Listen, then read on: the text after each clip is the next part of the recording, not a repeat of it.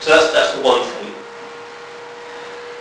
The second one is more using it in a defensive capacity, because there are many individuals who take a slightly more interventionist approach to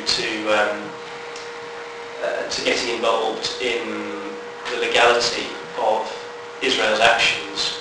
And I've represented a number of individuals who have, either through protests or through deliberate criminal damage, have sought to prevent what they see as unlawful acts by Israeli companies that make arms and supply them to Israel.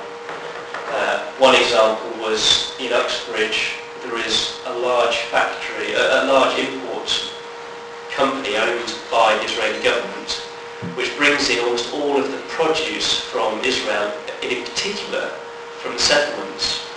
And everyone knows that the transfer of civilians into occupied territory is a war crime itself. And what they did was they put bicycle D-locks around their necks and locked themselves to the gates, preventing any deliveries going in or out for a whole day. They were charged and prosecuted by the police.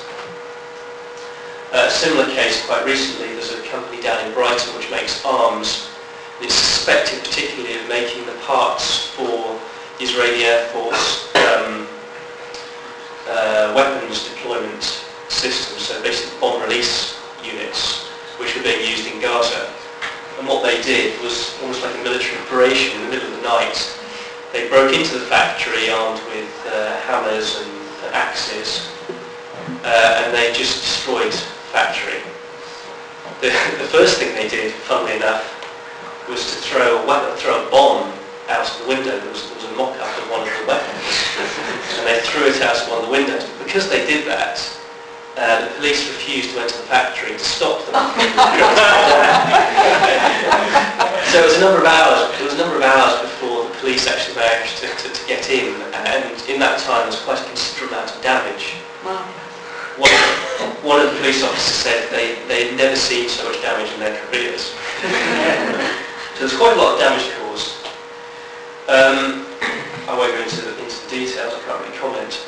But the defence essentially they wanted to run was that they accepted they'd caused criminal damage, but they basically wanted to argue that their actions were justified by preventing a greater crime, namely the crimes being committed in Gaza. We've got a trial coming up later in the year, next year actually, where we'll run that in front of a jury. We've run a number of these cases in front of magistrates. Magistrates are almost totally unsympathetic, but quite often they're acquitted for various legal technicalities.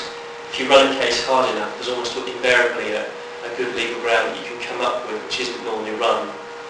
And in front of a jury, juries tend to be a lot more sympathetic to these types of alleged offending and justifications.